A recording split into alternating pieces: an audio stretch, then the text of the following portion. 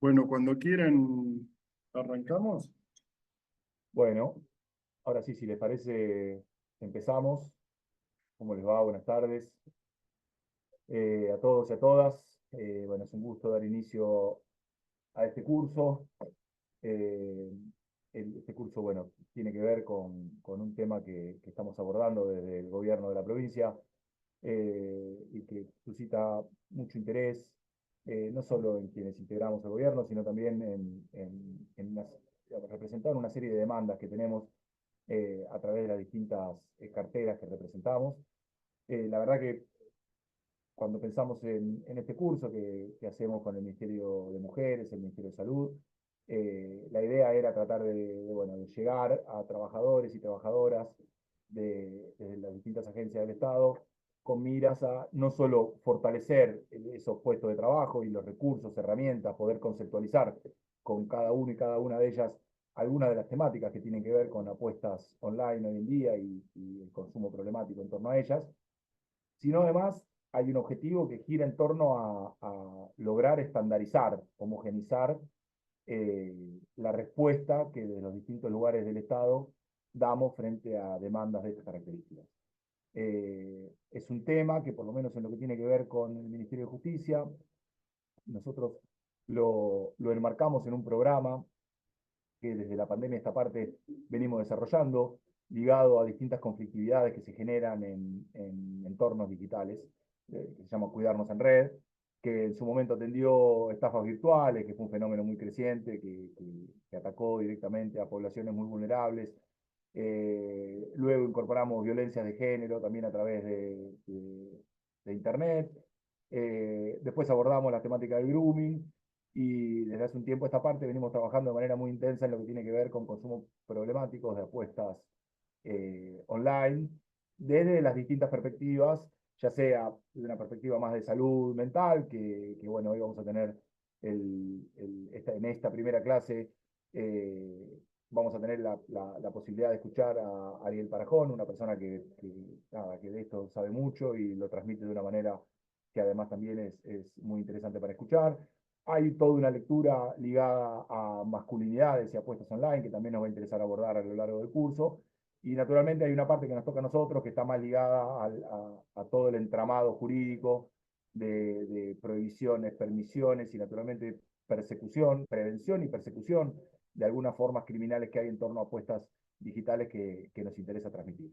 Así que dicho esto, yo estoy con Gabriela Pela, que es el director provincial de la Subsecretaría de Política Criminal que yo tengo a cargo. Mi nombre es Lisandro Pellegrini. Y bueno, no queríamos dejar de saludar a los más de 400 trabajadores y trabajadoras que van a presenciar este curso y se van a hacer de las herramientas que tenemos ganas de compartir, siempre con miras a generar ahí un vínculo de ida y vuelta, tratando de que en estas instancias nosotros también podamos hacernos de mejores razones, argumentos y recursos para seguir mejorando en el abordaje cotidiano de estas conflictividades. Así que si les parece, yo le voy a dar la palabra a Roxana y bueno, seguimos adelante con el curso. Bueno, buenas tardes para todos y para todas. En principio queríamos agradecer la convocatoria de Lisandro y de Gabriel a esta instancia de formación a todos los trabajadores municipales y provinciales.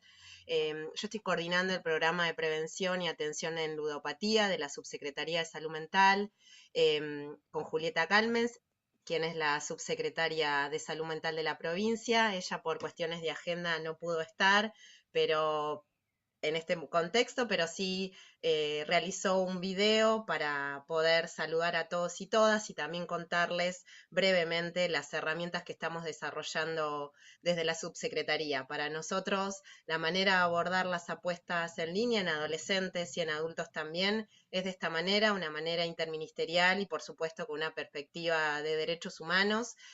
Y desde la salud mental nosotros también entendemos que Ariel lo va a explicitar en un ratito claramente en esta primera clase, tiene que ser de una perspectiva de cuidados. Así que bueno, muchas gracias y vamos a dar paso al video de Julieta. Mi nombre es Julieta Calmel, soy subsecretaria de Salud Mental y Consumos Problemáticos de la provincia de Buenos Aires y participamos del Ministerio de Salud junto con otros ministerios de la realización, el desarrollo y la propuesta del curso que ustedes van a iniciar hoy. Así que antes que nada decirles, bueno, que celebramos que puedan estar realizando un curso y que este curso además haya podido ser pensado, diseñado desde distintos ministerios de nuestra provincia, porque entendemos que hay problemáticas como las que este curso aborda, las problemáticas de las apuestas online, en particular en la adolescencia, pero es un fenómeno incluso más extendido, que requiere por su complejidad y por el carácter también social del fenómeno, un abordaje que no sea exclusivamente de un ministerio de nuestra provincia o de un área de un ministerio.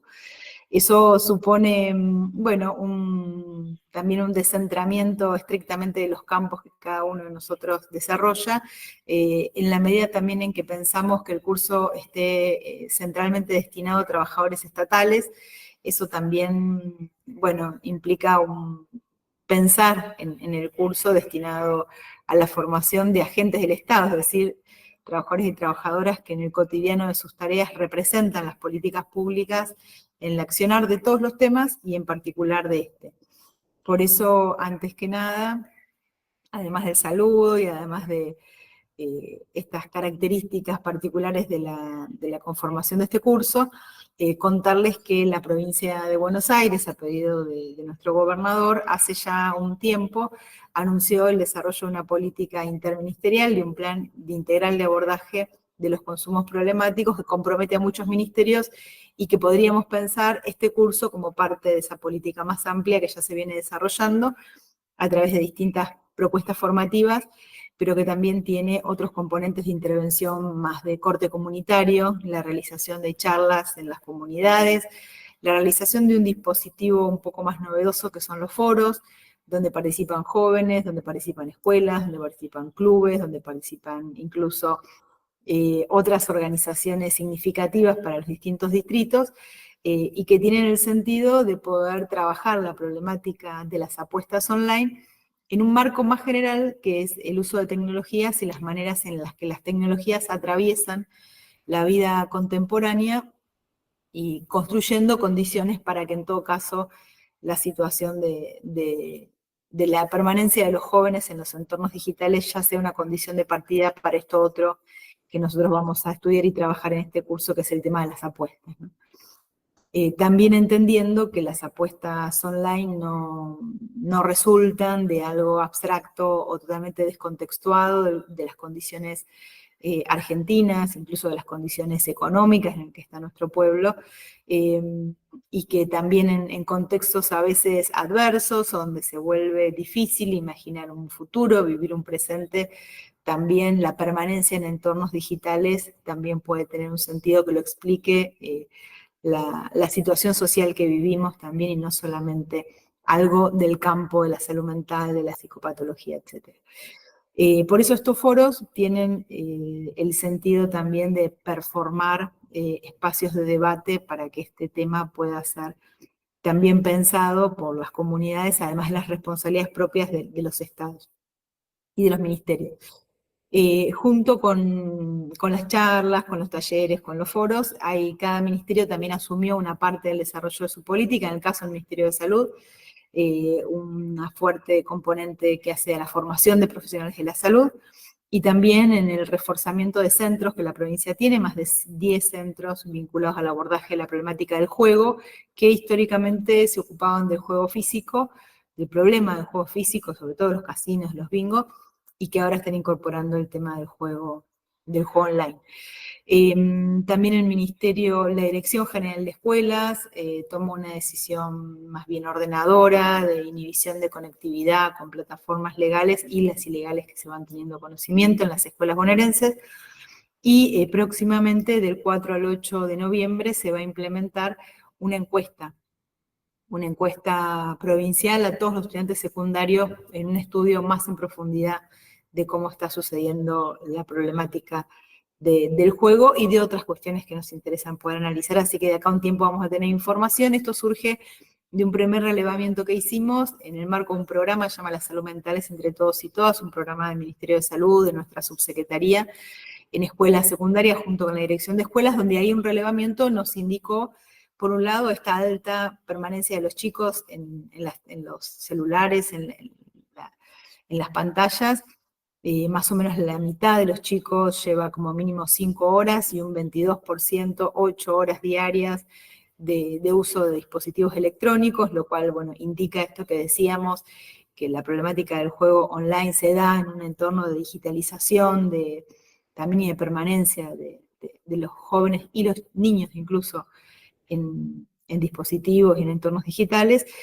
Y por otro lado, bueno, puso de manifiesto lo que veníamos escuchando de parte de los docentes, de parte de otros ámbitos de la vida social organizada que está en relación muy directa con los chicos, como son los clubes también, que es que se está jugando y se está jugando mucho, y eso significa un punto de preocupación que requiere que nos vayamos adentrando en qué está significando este fenómeno, este hecho, y cómo acompañamos en una regulación del uso de las tecnologías. En una regulación también hay un gran debate legislativo sobre la regulación de las plataformas, y bueno, y también cómo se combate las plataformas ilegales, que son en las que se presume participan más los chicos, que no están habilitadas en nuestra provincia, y entonces el Ministerio de Justicia y de Seguridad tienen un fuerte trabajo también de persecución de los ámbitos ilegales. Así que bueno, con esta introducción, tal vez excesivamente breve para lo que el tema amerita, pero va a haber docentes de nuestro Ministerio de Salud y de la Subsecretaría de Salud Mental que van a poder desarrollar en mayor profundidad. Y bueno, entendemos que es también una primera aproximación a un fenómeno del que conocemos algunas cosas o estamos conociendo, y el interés es compartirlo con ustedes, problematizarlo y conceptualizarlo, pero también que es un fenómeno lo suficientemente nuevo y dinámico también para plantear que hay una parte del conocimiento sobre lo que esto significa y de lo que va a suceder en las etapas que vienen de la vida social que, bueno, bien podríamos decir, va a constituir una pregunta abierta, y en eso invitarlos también a ustedes a formar parte de una vigilancia o una reflexión activa acerca de qué nos está pasando con este problema para poder intervenir de maneras más adecuadas, porque cuando no conocemos los fenómenos de los que estamos tratando de intervenir, solemos tener respuestas que no son eficaces o que no llegan a tocar la espesura o la profundidad del problema. Así que con esta sinceridad que buscamos también por plantear, bueno, esperamos que el curso pueda servirles para tener una mejor perspectiva de trabajo en los ámbitos donde se desarrolla. Bueno, muchas gracias.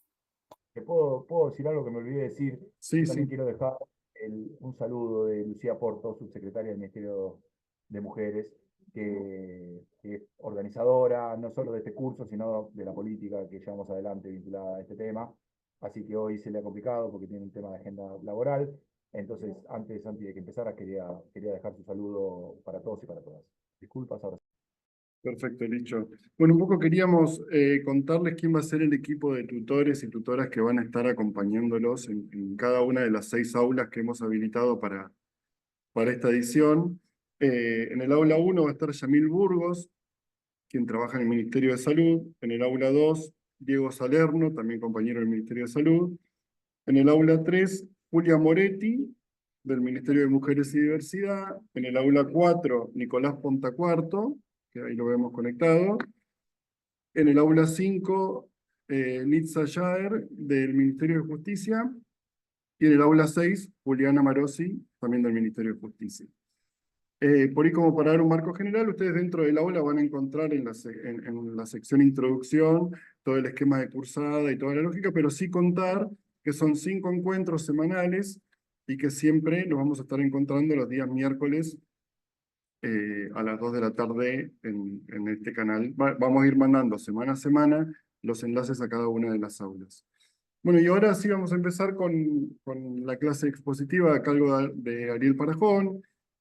Por ahí para presentarlo rápidamente. Él es politólogo, especializado en políticas de drogas, maestrando en salud mental comunitaria, investiga sobre salud mental, tecnologías y uso de drogas, y trabaja como asesor en la Secretaría de Salud Mental. Así que bueno, cuando quieras, Ariel, te escuchamos. Bueno, ¿qué tal? ¿Cómo andan? Buenas tardes, ¿me escuchan bien? ¿Me están viendo bien? ¿Sí? Bien. Bueno, antes que nada, gracias por la invitación, por la convocatoria. Y como mencionó Roy, como mencionó también Lisandro, nada, de salud mental saludamos este tipo de trabajo articulado porque nos parece que la problemática es tan compleja, como vamos a comentar ahora, que amerita distintos sectores, distintas áreas que puedan intervenir para poder acompañar los procesos de cuidado integral de todos y todas las bonaerenses. Voy a proyectar, voy a compartir pantalla, permiso. Estoy inhabilitado para compartir pantalla. Si no se puede, no hay ningún problema, lo hacemos a capela, podríamos decir. Ahí lo intentamos, Ariel. Dale, si se puede, joya, si no. Son un par de imágenes que creo que figuran un poco la época que queremos comentar y explicar. Probá ahora, a ver. Ahí está. A ver, ahí. ¿Ahí están viendo? Sí, Ariel. Bien. Ahí lo puse en grande. Yo ya los veo a ustedes. Díganme si lo ven bien. Bueno, perfecto. Esto lo corro un poquito para acá. Así no me queda tan grande. Y ahí vamos. Bueno, voy a comentar algunas ideas, conceptos. Obviamente, después abrimos a la parte de conversación, preguntas, consultas a disposición, pero nos parece interesante poder contextualizar un poco en qué marcos se dan el consumo de apuestas online y sobre todo contextualizarlo en un marco un poco más amplio que tiene que ver con lo que defino y definimos como el consumo problemático de tecnologías. Seguramente con algunos conceptos o algunas ideas les suenen lejanos, pero cuando los expliquemos le van a sonar bastante cercanos, porque es un poco la época en la cual estamos inmersos todos y todas. Así que, como pantallazo general, la idea es pensar qué tipo de consumos vinculados a las tecnologías estamos teniendo y vamos a tratar de llegar a por qué hoy por hoy el consumo de apuestas está teniendo tanto impacto en la salud de los jóvenes y las jóvenes, pero también, como decía Roxana, en los adultos, porque no es algo exento de las personas mayores de edad. El primer pantallazo general para ubicar, vamos a ir bien de lo general hacia lo más chiquitito y después vamos a tratar de pensar algunas líneas propositivas. El primer pantallazo general es que nosotros vivimos en una sociedad de consumo. Puede parecer una obviedad, sí, pero no está de más marcarlo. Esa sociedad de consumo, obviamente, me interesa resaltar 2 o 3 ideas puntuales. Una, en primer lugar, es que el consumo muchas veces, el consumo en general de objetos, de productos, de sustancias, de sensaciones, en esta época que incluso se venden sensaciones, estamos en una época donde se compran y se venden sensaciones, el consumo en general es un factor de inclusión social en grupos humanos. Esto fue a lo largo de toda la historia de la humanidad.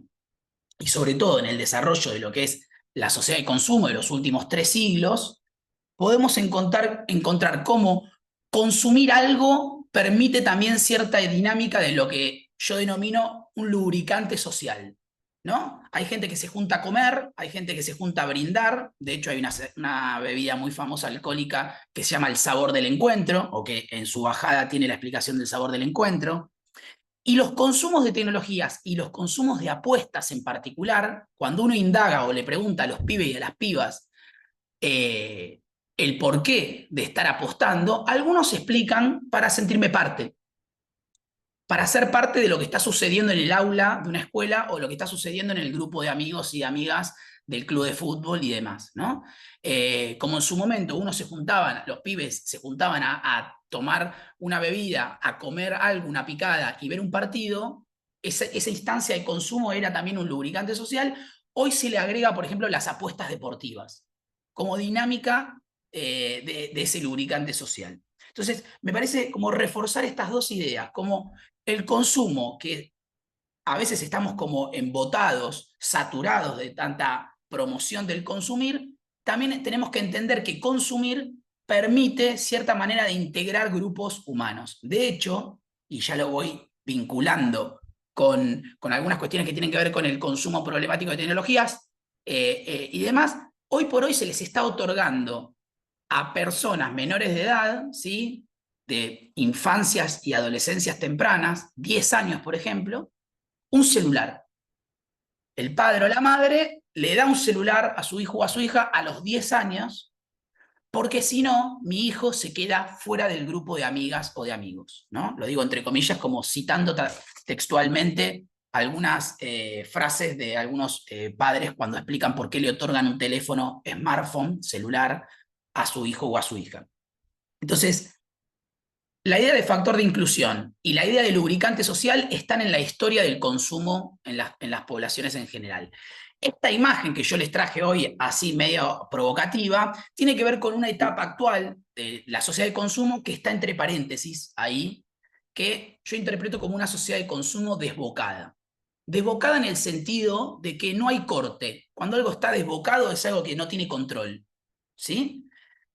Hoy por hoy se nos está haciendo muy difícil establecer un límite a los consumos propios, inclusive, sobre todo en las pantallas. Es muy difícil interrumpir esa situación de consumo. Si nos pasa a los adultos, imagínense también lo que le puede estar pasando a un pibe o a una piba que todavía no tiene el desarrollo cognitivo en el cerebro, ¿sí? Y el desarrollo de proyecto de vida como para ordenar su vida detrás de algunos objetivos claros, ¿no? Por lo tanto, esta captura, resalto, esta captura de la atención es parte también de este contexto de sociedad de consumo desbocada.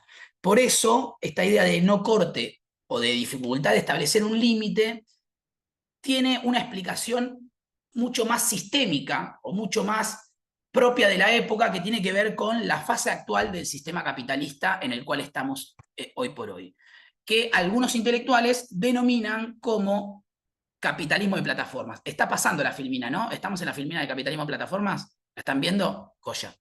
Ahí les puse algunas imágenes representativas de lo que podríamos estar pensando como el capitalismo de plataformas. Obviamente podríamos explicar muchas cosas de esta idea de plataformas, pero podemos pensar en Spotify, en Instagram, en todas las redes sociales, en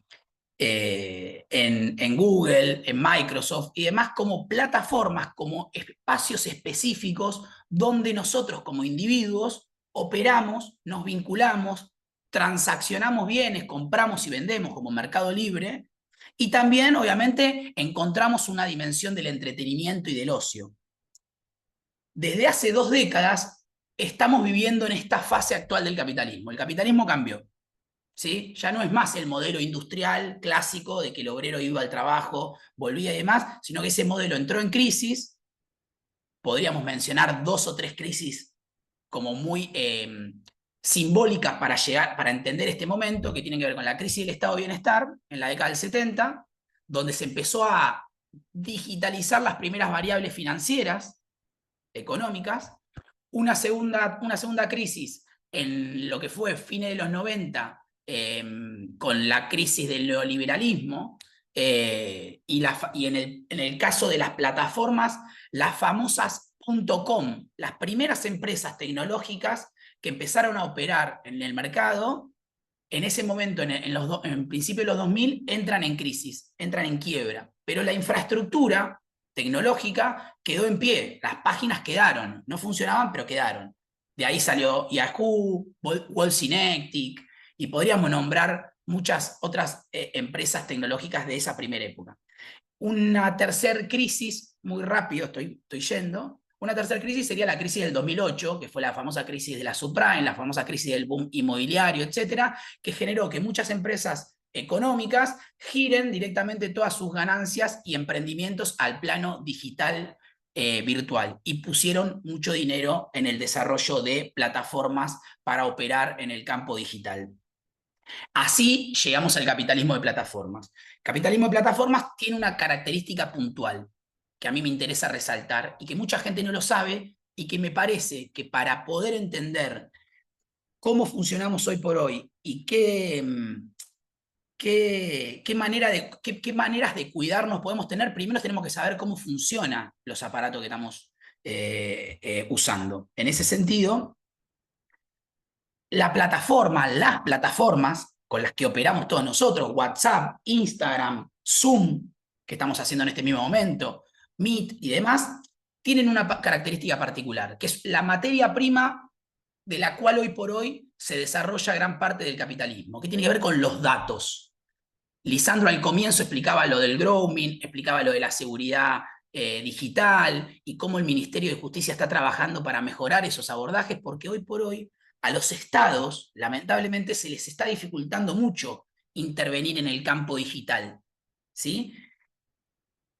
Y las plataformas generan una materia prima o procesan una materia prima que es clave, que tiene que ver con los datos. ¿Por qué yo me centro en esto? Porque cada clic que nosotros hacemos, cada touch que nosotros hacemos en nuestra pantalla del teléfono smartphone, o cada mail que mandamos, o cada pregunta que hacemos, o cada serie que vemos en Netflix, es un dato que nosotros le dejamos cargado a la plataforma para que la plataforma sepa qué es lo que nos gusta a nosotros, qué es lo que no nos gusta, cuánto tiempo duramos mirando determinada programación y cuánto tiempo no duramos mirando otra programación, etcétera, etcétera, etcétera. De esta manera, teniendo la plataforma la posibilidad de captar el dato de nuestros usos, imagínense el tiempo que pasamos nosotros hoy por hoy con las plataformas, de alguna manera lo que estamos observando es que la subjetividad, o sea, la manera de pensar nuestros deseos, nuestras angustias, nuestros temores, las cosas que nos generan alegría, humor, etcétera, están todas estandarizadas, traqueadas, registradas y segmentadas en este capitalismo de plataformas. Por lo tanto, las distintas empresas tecnológicas tienen mucha más información sobre la que a nosotros nos gusta. Y a partir de ahí pueden enviarnos publicidades, incentivos, promociones, contenido digital que nos interese para capturar, nuevamente, resalto esta frase, capturar la atención de nuestros cuerpos y de nuestras mentes. Hay algo ahí que está siendo, como decía, capturado. Por eso, este capitalismo de plataformas tiene como algunas características que seguramente las sentirán en su propio cuerpo, me arriesgo a decir. La primera es una característica como, por ejemplo, la aceleración del flujo de información. Nosotros estamos accediendo a mucha más información de la que nuestro cerebro y nuestro cuerpo puede procesar. Y sin embargo, estamos permanentemente concentrados en un montón de información que vemos a través de nuestras pantallas. Otra de las características que tiene este capitalismo de plataformas, muy vinculada a la primera característica de la aceleración del flujo de información, es un desajuste, un desencuentro entre la relación tiempo y espacio. Nosotros creemos que podemos hacer muchas más cosas de las que efectivamente nuestro cuerpo orgánico puede hacer. Entonces, sentimos cansancio, ansiedad, frustración, porque las plataformas nos invitan a un sinfín de opciones que nuestro cuerpo no lo puede mantener. Muchas veces les pasará a algunos que trabajan de manera, como estamos vinculándonos hoy por hoy, de manera digital, virtual, a través del home office algunos días, o dando clases desde su casa y demás, que encuentran ahí una situación de, che, estoy cansado pero no salí de mi casa. ¿Cómo puede ser? Bueno, efectivamente, si uno repasa lo que hizo en el día, habló con 5 grupos de WhatsApp, hizo alguna que otra apuesta digital o compró algún producto, pagó un servicio, tuvo 2 o 3 reuniones laborales por Zoom, vio una serie con sus hijos o con su pareja para poder entretenerse un poco. Cuando nos dimos cuenta, hicimos un montón de acciones cognitivas, de pensamiento, de atención, inclusive hasta posturales, que estuvieron atadas directamente a la situación de una plataforma o de varias plataformas.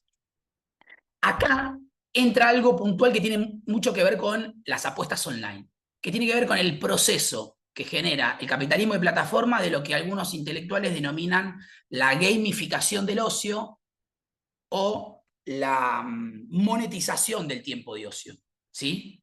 Hay como una dimensión lúdica de juego, Hay como una dimensión lúdica que ocupa gran parte de nuestro tiempo, sobre todo de los tiempos improductivos, por decirlo de una manera. Viajamos al trabajo y vamos jugando un videojuego, o vamos haciendo una apuesta, o vamos viendo redes sociales.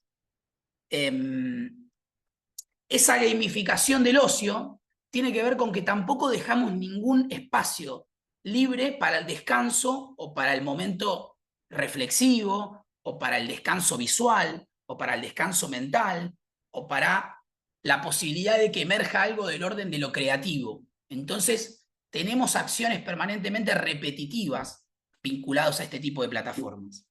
Entre ellas, la de las apuestas.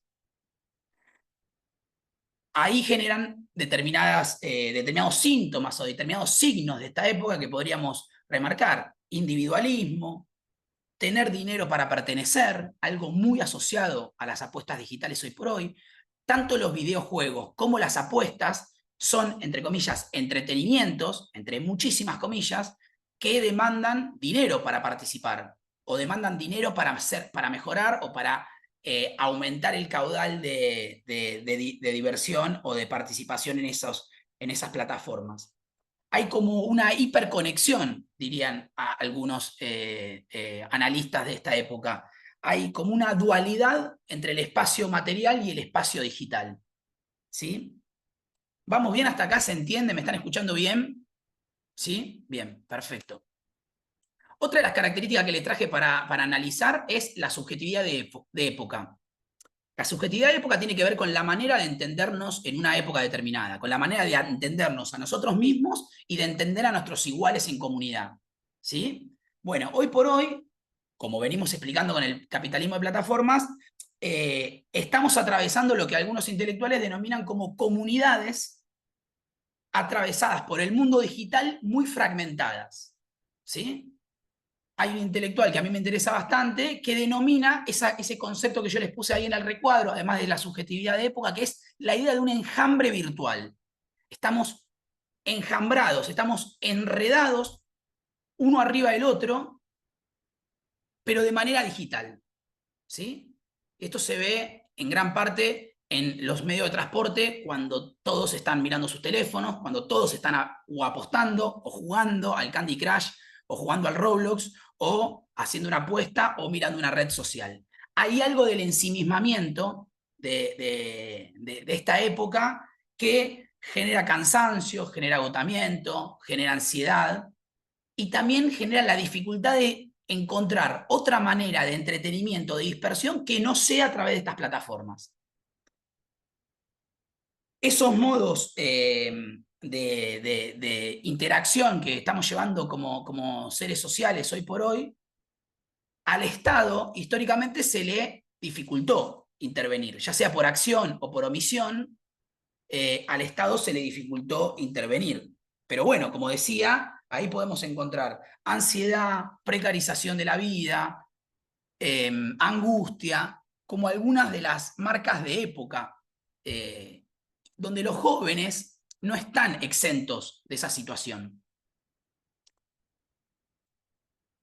Hay otra característica que tenemos que tener en cuenta para poder entender cómo llegamos a una situación donde los pibes hoy por hoy se entretienen de manera digital, que tiene que ver con la pandemia y la pospandemia. ¿Sí?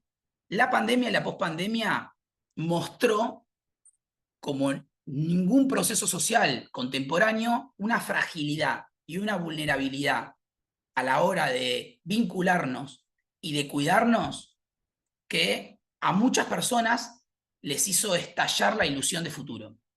Y los jóvenes no están exentos de esto, que son los que más sufren porque son los que más tienen que proyectar su futuro. Ese rompimiento, esa disociación o esa disolución de la posibilidad de proyectar un futuro termina generando que el presente se vuelva permanente. Entonces, no hay por qué preocuparse si voy a estar todo el día scrolleando en una red social o tirando tiritos en una apuesta digital. La crisis del coronavirus aceleró muchísimo el proceso de digitalización de ese capitalismo de plataformas que mencionaba un ratito antes.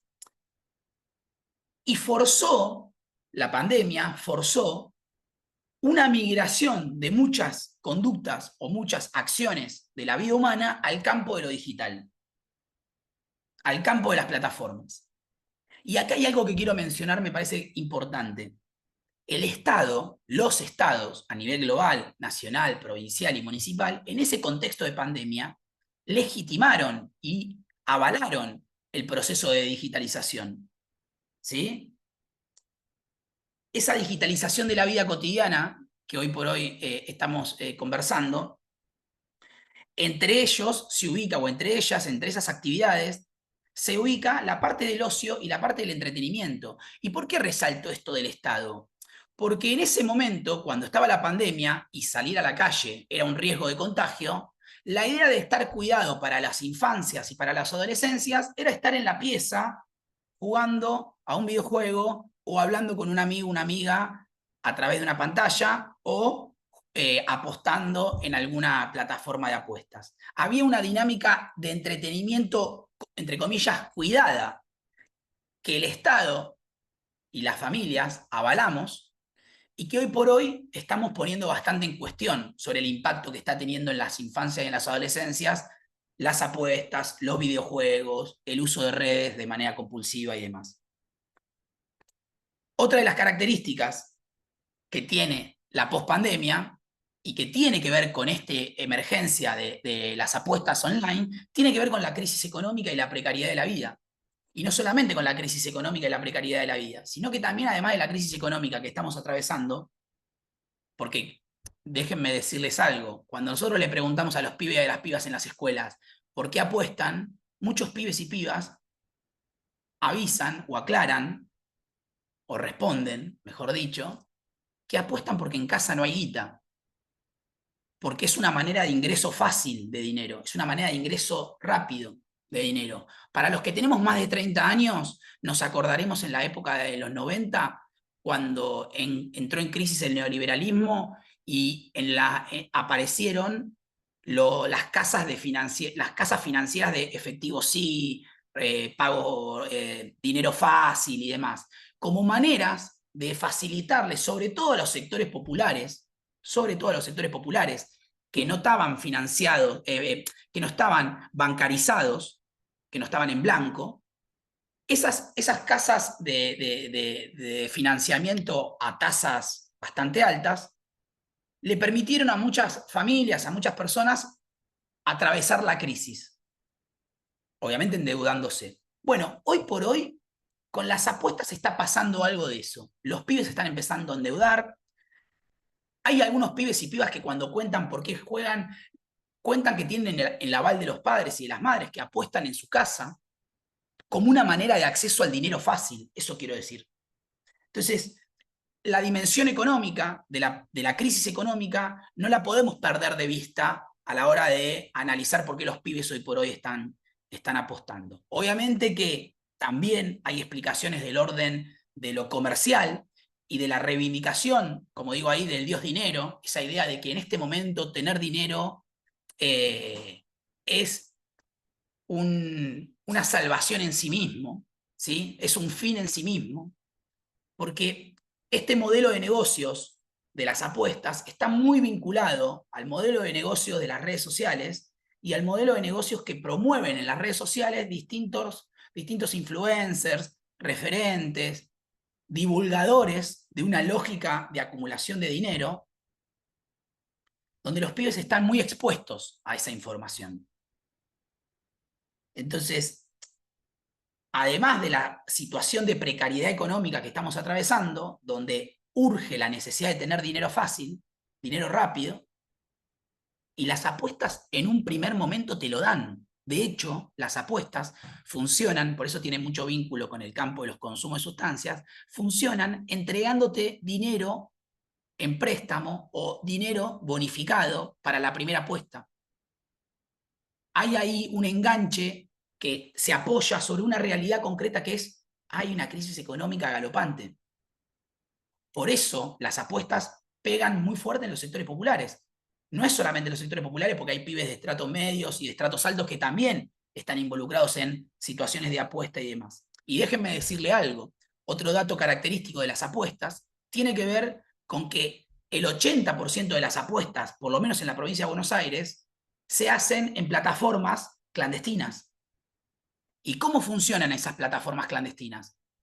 Tienen un dueño con un administrador y abajo del administrador hay cajeras, lo que se le dicen las cajeras virtuales, que son, digo cajeras en femenino porque son principalmente mujeres jóvenes de barrios populares que levantan apuestas de menores de edad a través de Mercado Pago o a través de transferencias bancarias a su WhatsApp, y a partir de ahí ellas hacen las apuestas en las casas de apuestas clandestinas y se llevan una comisión.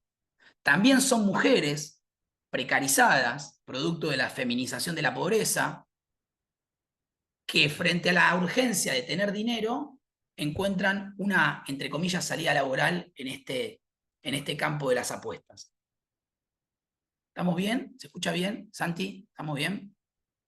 ¿Sí? Perfecto. Hay otra característica que tiene esta época, que no podríamos dejar de mencionarla y que está muy vinculada a las apuestas, que tiene que ver con el smartphone. El smartphone en sí mismo es el producto o es el objeto de la época, a mi modo de ver.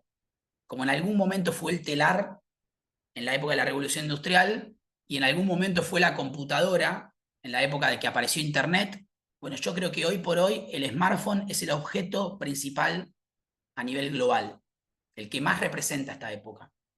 Déjenme decirle algunos datos que nosotros tratamos de sensibilizar con esta información. Los nativos digitales, o sea, las personas que nacieron ya en un contexto digital y que desde muy chicos o chicas se les otorga un teléfono celular, un smartphone, por ejemplo, a los 10 años, si esa persona vive entre 75 y 80 años y a los 10 años se les dio un teléfono celular, hoy por hoy el promedio de uso de teléfono a nivel global y en Argentina es un poquito más elevado, pero está ahí en la media, son 3 horas por día que usamos el teléfono. Cada uno de nosotros y nosotras. 3 horas por día en tiempo continuado, digamos, en tiempo cuando uno junta todos los momentos en que desbloquea el smartphone, seguramente estará en 3 horas de promedio. Estamos hablando de gente que probablemente esté en 4, en 5, en 6 o en 8, 9, 10 horas usando el teléfono. ¿Pero qué quiero decir con esto? Si nosotros tenemos un promedio de uso del teléfono smartphone de 3 horas por día y a los 10 años me dieron un teléfono, yo voy a pasar durante toda mi vida 9 años seguidos mirando un objeto. No pasó nunca en la historia de la humanidad que un objeto capte tanto la atención como está captando la atención hoy por hoy el smartphone. Y el cerebro de un pibe de 8, 9, 10 años no está preparado para poder recibir tanto estímulo.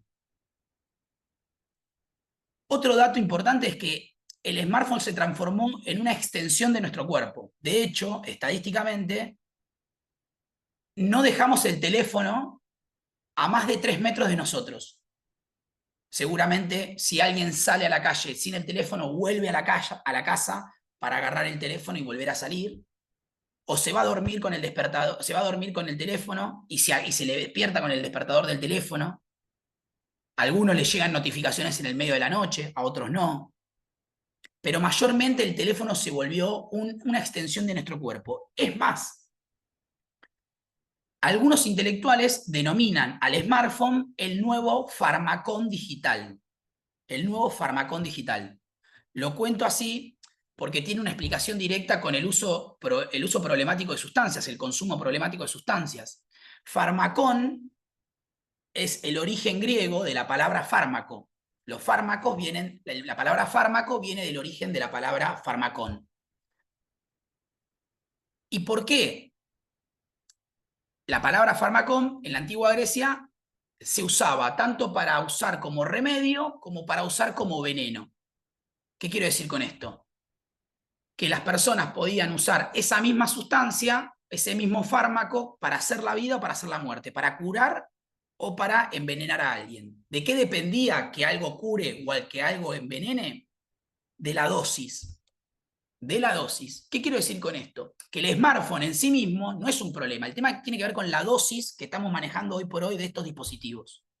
Por eso, algunos intelectuales lo denominan el farmacón digital, porque opera en el sistema de recompensa de nuestro cerebro. Cuando digo que opera en el sistema de recompensa de nuestro cerebro, lo que quiero decir es que nuestro cerebro funciona con neurotransmisores, con distintas complejidades que no me voy a adentrar ahora a explicarlo, pero básicamente cuando nosotros consumimos una sustancia psicoactiva, como puede ser la cocaína, el cerebro libera grandes porciones de dopamina. La dopamina es un neurotransmisor que nos genera bienestar, placer, euforia, alegría. Hay otro neurotransmisor que es la serotonina. Esos dos neurotransmisores, dopamina y serotonina, se liberan y cuando se liberan nos generan un momento de alivio, un momento de relajación, un momento de placer. Cuando agarramos el teléfono y nos enganchamos en los distintos contenidos del smartphone, nuestro cerebro también funciona liberando en pequeñas dosis, no en grandes dosis como la cocaína, en pequeñas dosis dopamina. Por eso, cuando a los pibes, sobre todo a los nenes, a los bebés o a las infancias tempranas, se les da el teléfono a modo de entretenimiento y se le retira rápido y entra en llanto o entra en un berrinche, en un capricho, en un enojo, es porque se le está cortando ese proceso de liberación de dopamina. Se le está cortando, está entrando en un cuadro que en salud mental, podríamos decir, está entrando en un cuadro de abstinencia. Le falta ese estímulo permanente que genera la pantalla, que son estímulos que el cerebro los reconoce y los asimila. En promedio desbloqueamos nuestro smartphone alrededor de 180, 190 veces por día. Estas son estadísticas que inclusive las podemos ir a buscar a nuestro propio smartphone. Por eso nos parece importante otorgar esta información. En el smartphone hay una parte, en la parte de configuración de cualquier teléfono, hay una parte que se llama bienestar digital, donde uno puede regular y donde uno puede establecerle al teléfono cuánto tiempo quiere usarlo por día. No me quiero adelantar, pero es una pista para pensar posibles prácticas de cuidado que más adelante voy a mencionar. Entonces, planteo este involucramiento que tiene el smartphone como un factor indispensable, porque otra de las características que tiene el smartphone es que me permite en un solo dispositivo procesar un montón de acciones que yo quiero realizar. Para que se den una idea, los smartphones tienen en la actualidad la misma capacidad de procesamiento de la información que tenía la NASA en 1960. ¿Sí? Y lo tenemos todo en ese teléfono. Entonces nos permite a nosotros y a nosotras tener acceso a un montón de información y a un montón de opciones al mismo tiempo. Miren,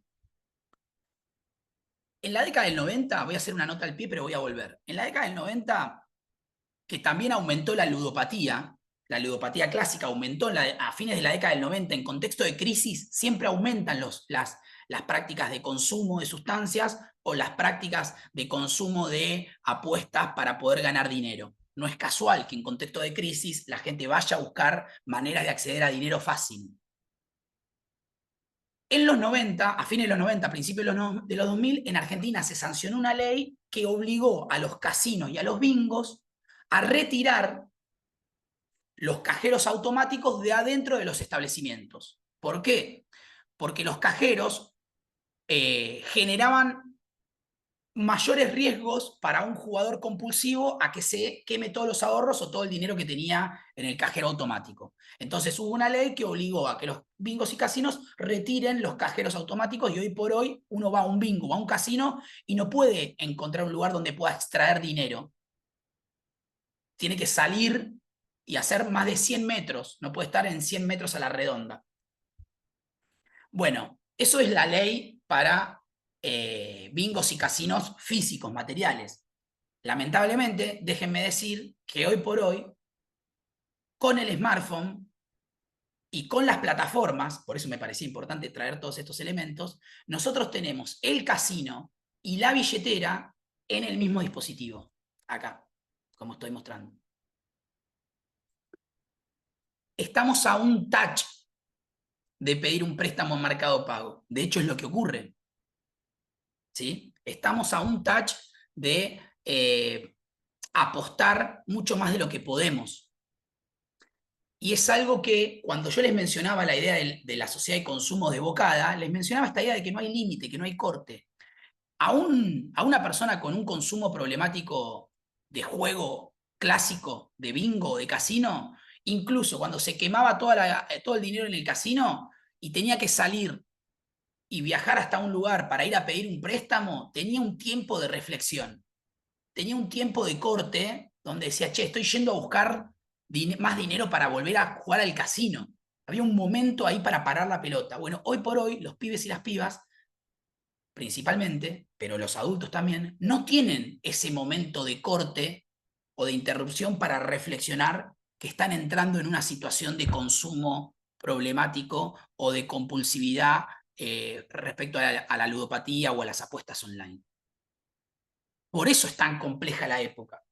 Y por eso es tan importante que los estados intervengan al interior de estas plataformas, puedan regular quiénes acceden, puedan regular la publicidad, puedan regular quiénes son los que promocionan, puedan regular inclusive el recorrido del dinero digital, para entender de dónde salen esas apuestas que financian muchas de las casas de apuestas clandestinas que hoy por hoy estamos teniendo. Entonces, ese modelo de plataforma que yo les comentaba antes, que es global, que es dato exportador, porque exporta datos, porque nosotros le producimos un dato a la plataforma. Cuando nosotros en Instagram ponemos, o en Facebook, o en WhatsApp conversamos con alguien y hablamos de fútbol, de boxeo, de tenis o de cualquier deporte, no es casual que después nos aparezcan publicidades bastante agresivas vinculadas a esos deportes para demostrar que uno sabe. Y acá me meto con otra dimensión de las apuestas, sobre todo en niñas, niños y adolescentes, que tiene que ver con las masculinidades. Lisandro comentaba al comienzo la presencia de Lucía Portos y del Ministerio de Mujeres, que me parece clave, porque están haciendo un trabajo recontra interesante vinculado a masculinidades, que tiene que ver con esa idea masculina, patriarcal, de demostrar que yo sé de un deporte. Entonces, las publicidades que nosotros estamos viendo cuando uno ve los partidos de la Libertadores o de la selección argentina o de cualquier partido de fútbol, ve en las publicidades el demostrar que sabés, demostrar que sabés, demostrarle que sabés al resto. Y en épocas tempranas, en la adolescencia sobre todo, cuando la sexualidad se está formando y se está tensionando y demás, hace mucho ruido la idea de demostrar o de reafirmar una determinada posición de género. ¿Me explico? Sobre todo en ámbito. Por eso vinculo tanto esta idea del consumo como lubricador social, como integrador, como un factor que incluye muchas veces a personas que suelen estar aisladas. ¿Sí? Entonces, para muchas personas tal vez que se le dificulta vincularse por sus propios medios, el consumo de una plataforma o de una apuesta o de un videojuego le puede permitir entrar a un grupo de sus iguales. Obviamente, esto tiene consecuencias. Por ejemplo, como decía, ansiedad, obviamente esa pérdida de poder adquisitivo. Hay una característica que a mí me interesa resaltar, que estoy observando bastante en jóvenes, pero también en adultos, pero sobre todo en jóvenes porque les cuesta procesar, que tiene que ver con una ansiedad vinculada a un concepto en inglés, que son varias palabras, pero que la sigla se llama FOMO. Les aconsejo que la busquen en internet o que busquen bibliografía a los que les interesa sobre esto, que la sigla en inglés, que se resume en FOMO, F-O-M-O, FOMO, significa en castellano traducido el miedo a perderse algo. Hoy por hoy, como estamos tan arrojados al uso de plataformas, y podemos ver muchas más vidas que las que veíamos antes con nuestros iguales, cuando no teníamos la posibilidad de ver la vida de los otros, porque solamente podíamos ver la vida de nuestros familiares o de nuestros amigos cercanos, o de nuestros vecinos, porque no existían estas pantallas. Hoy por hoy nosotros podemos observar muchas más vidas y podemos, o creemos que estamos observando cómo los otros disfrutan de sus vidas y nuestra vida es lenta, aburrida, inerte, común. Mientras que las vidas de los otros son extravagantes, con dólares, con viajes, con ocio, con disfrute, con consumos excesivos. E inclusive podemos ver la vida de nuestros propios amigos cuando no están con nosotros. Entonces, esa sensación del miedo a perderse algo es algo que recae mucho en la subjetividad, sobre todo de los pibes y las pibas, y de los adultos también, que invita permanentemente a estar conectado para poder estar de alguna manera vivenciando lo que está sucediendo, no perderse en ninguna noticia. Entonces podemos ver a pibes o a pibas o adultos que están haciendo una actividad laboral en la casa con los auriculares puestos, escuchando un podcast, escuchando una noticia. Digo, esa vida material y esa vida digital que mencionaba antes está como entremezclada y nuestro cuerpo le resulta muy difícil de procesar. Entonces genera cansancio, tenemos personas más cansadas, tenemos pibes que capaz que se quedaron toda la noche haciendo apuestas en las escuelas o jugando los videojuegos, porque no es solamente un tema de apuestas, por eso yo trato de ampliar un poco el espectro y decir, no es solamente apuestas digitales, aunque es lo que más hoy por hoy está llamando la atención, sino que también tenemos muchos pibes totalmente anudados, atados a, por ejemplo, a jugar 9 o 10 horas o 9 o 10 horas a un juego en red, donde en el momento uno le pregunta y se olvidaron de comer, se olvidaron de bañarse para no perder el juego. ¿Por qué? Y por eso vuelvo a la idea del capitalismo de plataforma y el modelo de negocios. Hay muchas de este tipo de plataformas en videojuegos donde, por ejemplo, poner pausa no existe más.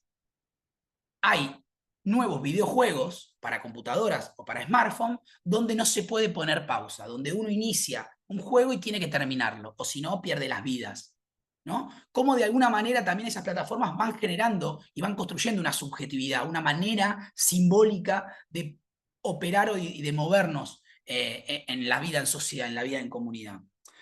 Por eso, al igual de que como hablamos de consumos problemáticos de sustancias, nosotros en salud mental, en la subsecretaría y en el Ministerio de Salud, no hacemos una diferenciación entre los que consumen cocaína, los que consumen marihuana, los que consumen pasta base o los que consumen alcohol o tabaco o psicofármacos. No hacemos una diferenciación en ese tipo de abordajes, sino que los abordamos en el campo de la salud mental, como lo establece la Ley Nacional de Salud Mental.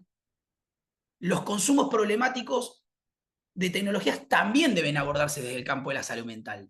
Porque en definitiva lo que está en juego no es la apuesta en sí mismo o la sustancia. El protagonismo no lo tiene que tener la sustancia o el objeto de consumo, sino que lo que tiene que tener para el Estado, para nosotros, por lo menos creemos eso, es acompañar al sujeto de derechos. Cómo está entramado, cómo está arrojado a esa situación de consumo que le ha limitado o le ha dificultado, por ejemplo, usar o realizar otro tipo de acciones de la vida, como puede ser comer, vestirse, alimentarse, trabajar, etcétera, etcétera, etcétera. ¿Sí? Porque lo que nos interesa básicamente es la función del objeto en la vida del sujeto. Esto no quiere decir que el consumo de celular en sí mismo es problemático, como que el consumo de una sustancia en sí mismo es problemática.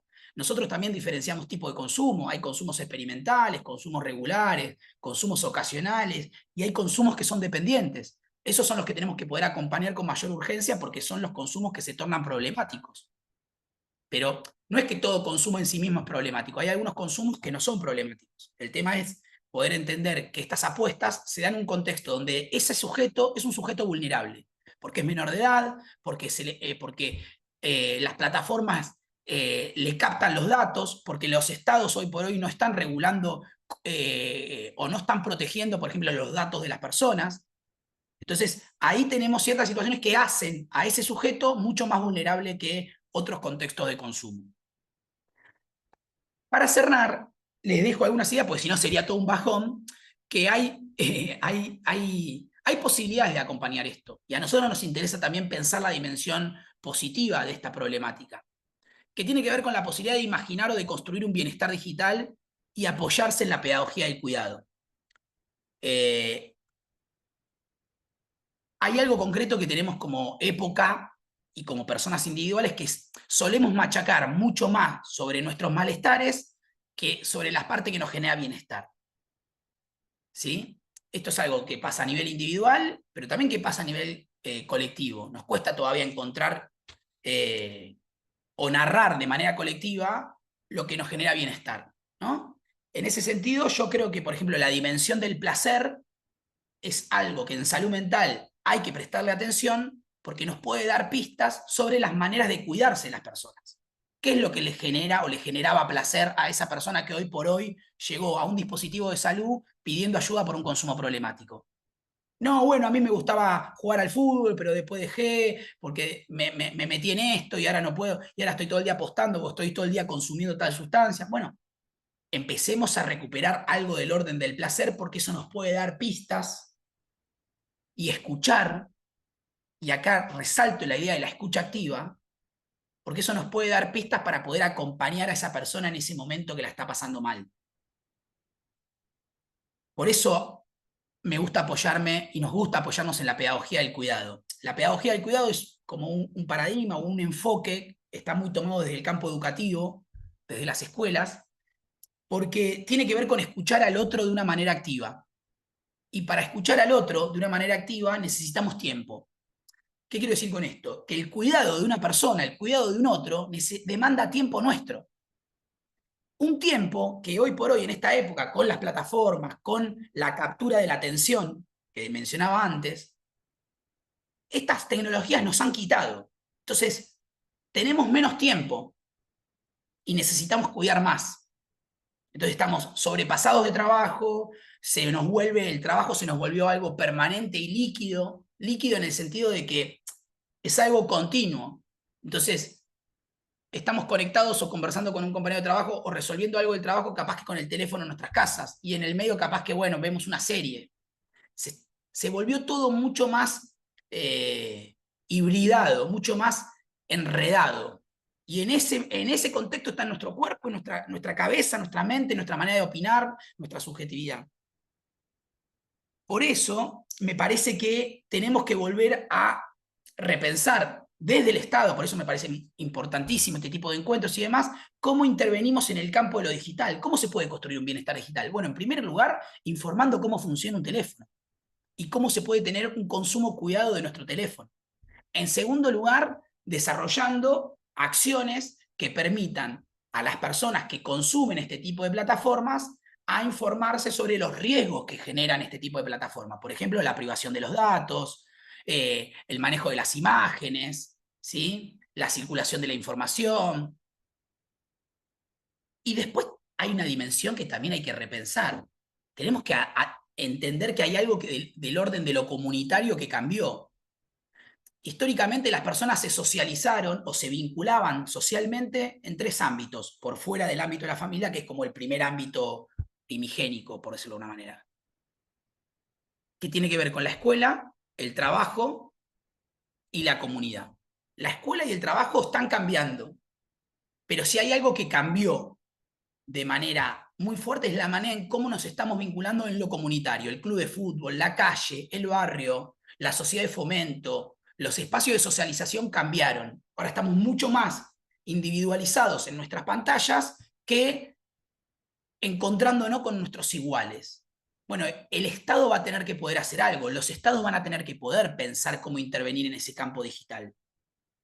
Y también, para poder intervenir en ese campo digital, a nuestro modo de ver, es muy importante que el Estado también intervenga en la comunidad concreta, en la comunidad territorial, física, material. Porque afuera, ese afuera, por decirlo de una manera, afuera está bastante fulero. Hay mayor inseguridad, hay mayor precarización de la vida. Entonces también hay un repliegue de muchas personas en el campo de lo digital, en el campo de las apuestas o en el campo de estar en las redes sociales y demás, porque la vida en comunidad, producto de la precarización, de la crisis y de otros factores, se volvió un poco hostil. Muchos padres y madres cuando vamos a hablar a escuelas y demás, o hablamos con adultos, dicen, no, bueno, a veces yo me siento más seguro que esté en casa con el teléfono o con la tablet, jugando con sus amiguitos en red, que estando en la calle porque me da miedo que esté en la calle. Bueno, vamos a tener que recuperar algo de la calle y de habitar ese lugar que históricamente permitió que la comunidad se encuentre y que la comunidad se cuide. Para cerrar, tres ideas. las tecnologías llegaron para quedarnos, para quedarse. Como el mundo existe con sustancias psicoactivas, con drogas, el mundo es con drogas. Entonces tenemos que ver de qué manera las regulamos y de qué manera acompañamos a las personas que deciden usarla, restituyendo y ampliando sus derechos. También vamos a tener que pensar de qué manera acompañar a las personas que van a estar consumiendo este tipo de tecnologías, ya sea apuestas, ya sea videojuegos, ya sea redes sociales y demás. Y ese acompañamiento tiene que ser rompiendo con una mirada nostálgica de que todo pasado fue mejor. El mundo ha cambiado, las tecnologías van a existir, de hecho vamos a un proceso de mayor tecnologización de nuestra vida, entonces vamos a tener que aprender a convivir. En ese sentido necesitamos un Estado que discuta y que intervenga para regular ese uso. Por ejemplo, hay algunos estados en Europa y algunos sectores sindicales, gremiales de acá de Argentina que ya lo están discutiendo, que tiene que ver, por ejemplo, con un concepto y se los dejo, el derecho a la desconexión. El derecho a desconectarse. Hay muchas empresas que trabajan con trabajadores de plataformas, que trabajan directamente conectados a sus dispositivos digitales, que están estableciendo en los gremios que las autoridades o que esas plataformas, que esas empresas no les escriban o no les pidan trabajo después de que ese trabajador terminó la jornada laboral. Bueno, tal vez va a ser un momento donde pensemos cómo el Estado regula el ámbito laboral digital para poder ponerle un límite a esa conexión permanente en la cual estamos inmersos. El derecho a la desconexión yo creo que es parte del bienestar digital. Hay que pensar a la desconexión y trabajar con los pibes, con las pibas, con los docentes, con los profesores, con las instituciones educativas, para poder generar espacios donde la desconexión sea entendida como un beneficio, sea entendido como algo que genera bienestar. Entonces tal vez ahí haya que meter algo del orden de la abstinencia. La abstinencia es una palabra que nosotros usamos bastante en el campo de los consumos de drogas, cuando hay que establecer un momento de corte con ese consumo de esa sustancia que nos está lesionando, nos está aumentando los riesgos. Bueno, tal vez haya que construir espacios de abstinencia para este tipo de conexiones digitales. Y eso debe ser construido con la comunidad educativa, con la comunidad sanitaria, con el movimiento sanitario, con los trabajadores del Estado en los distintos ámbitos, con las autoridades, legisladores y demás, pero sobre todo con las personas que usan estas tecnologías. Hay que escuchar a los pibes y a las pibas, qué es lo que les pasa en sus nervios, como diría el Indio Solari en alguna entrevista, en sus nervios, qué información sobre el futuro hay. Me parece que ahí hay pistas y para eso es necesario poder crear foros, encuentros, talleres, actividades de sensibilización como esta y también actividades presenciales, foros, talleres, encuentros, como estamos tratando de impulsar de salud mental de la subsecretaría del Ministerio, en articulación con el Ministerio de Educación y con los municipios para poder pensar con la comunidad cómo se acompañan estos procesos. Es un problema de salud mental, como muchos otros, ¿sí? Y para eso necesitamos un Estado que esté presente financiando políticas de salud mental, porque estamos en una época muy compleja y las respuestas simples no nos van a alcanzar. Corto acá y si quieren abrimos a preguntas, dudas y demás. Bueno, muchísimas gracias, Ariel. Muy claro. Si alguien quiere hacer alguna pregunta en el chat, pueden ahí volcarla que nosotros se la vamos a leer a Ariel.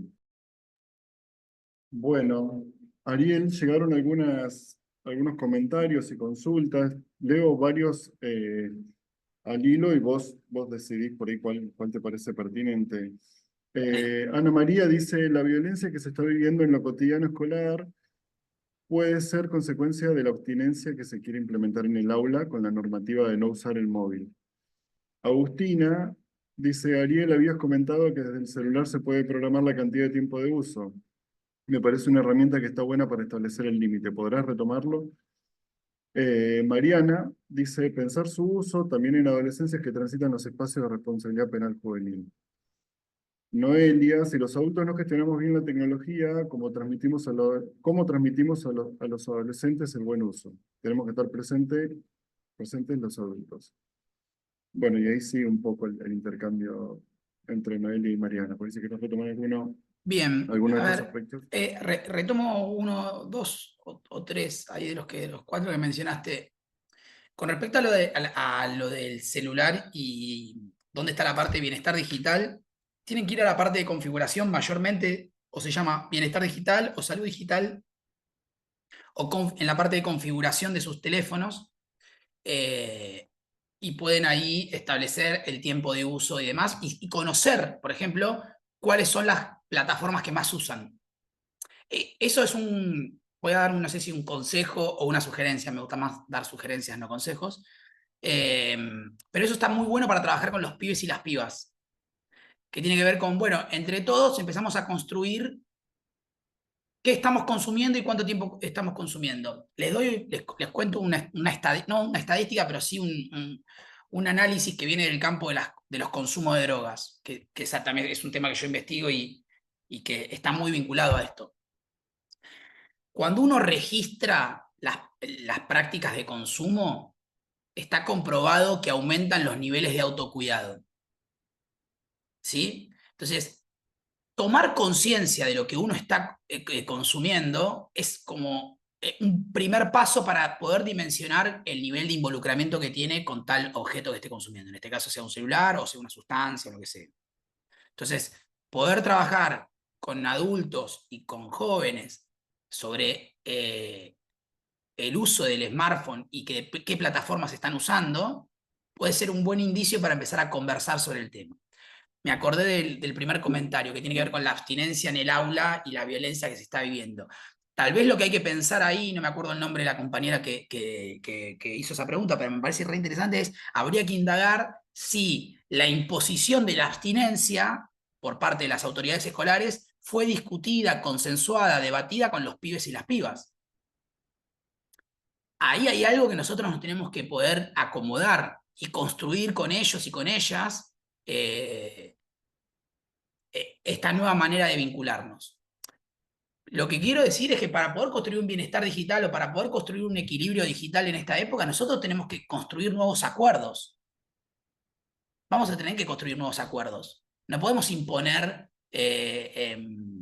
las cosas porque no funciona. Como tampoco podemos prohibir sin ningún tipo de explicación y prohibir por prohibir.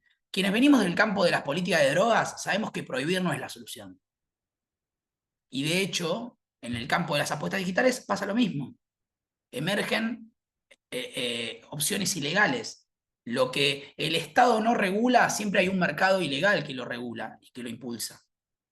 Entonces, esto puede ser tanto para el tema de las drogas como para el tema de las plataformas. Lo que sí creo es que, por ejemplo, en menores de edad, por ejemplo, hay que poder establecer, porque todavía no tienen las condiciones jurídicas, normativas y demás para poder desarrollarse en su plenitud, por algo son menores de edad, sí tenemos que poder acompañarlos y construir con ellos dialógicamente esas prácticas de cuidado.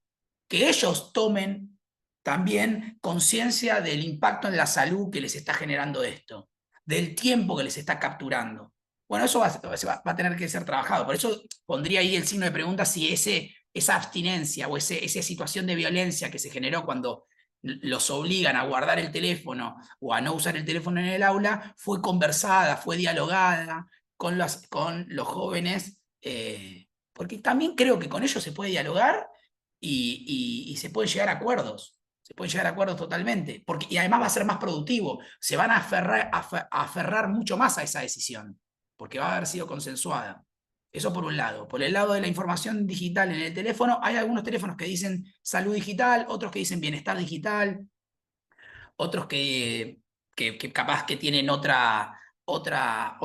nombre, pero si uno busca el modelo de su teléfono en internet y pone cómo es el bienestar digital, o cómo encontrar en configuración la parte de bienestar digital o de regulación del uso, tiempo de uso, capaz que está por tiempo de uso, ahí también lo pueden encontrar. Y les tira tanto la parte estadística del tiempo de uso del teléfono en general, como el tiempo que le fue consumiendo, tanto de batería como de tiempo de uso, cada una de las aplicaciones o interfaces que estuvieron, en las que estuvieron interactuando. Y después no sé qué otra pregunta había. No, creo que Bien. abordaste las preguntas Bien. que habíamos comentado. Bien. Por ahí decir que resulta, por demás interesante todo esto que surgió en la última parte, como para retomar en los foros que habilitamos dentro de cada una de las aulas. Si ustedes ingresan a la plataforma, en la sección clase 1, donde están todos los materiales del módulo 1, van a encontrar la grabación de este encuentro que estamos transitando en este momento, por si lo quieren revisar o por si algún compañero o compañera no pudo estar en el encuentro sincrónico.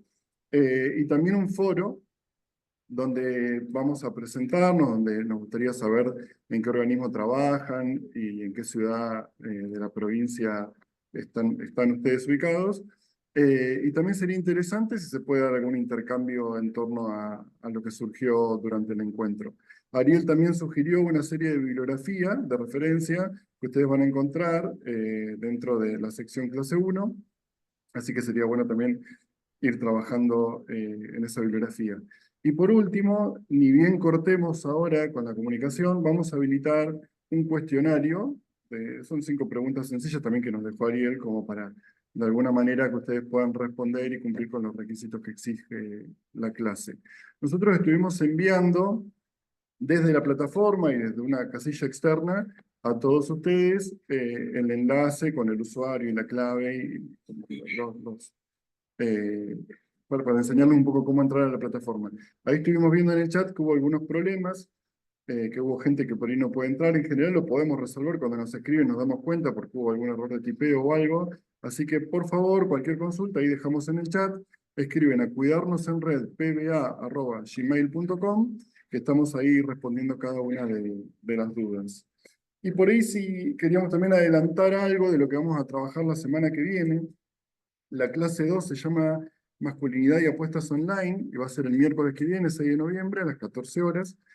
Y quien va a exponer es Ariel Sánchez, que es director de promoción de masculinidades para la igualdad de género del Ministerio de Mujeres. Y un poco la clase va a estar centrada en pensar a los varones como sujetos de género, los mandatos de masculinidad, privilegios, costos, representaciones imaginarios en torno a los varones en nuestra sociedad. En relación a las apuestas, se va a trabajar sobre la predominancia de los varones en los sitios de apuestas deportivas, casinos online, y en relación a los mandatos de masculinidad. Y por último, se van a abordar, al igual que el encuentro de hoy, algunas recomendaciones, estrategias y propuestas para la intervención y prevención en distintos ámbitos y grupos etarios. Así que bueno, los esperamos la semana que viene. Muchas gracias, Ariel, nuevamente, y nos estamos encontrando. Saludos a todos. Hasta Gracias. luego.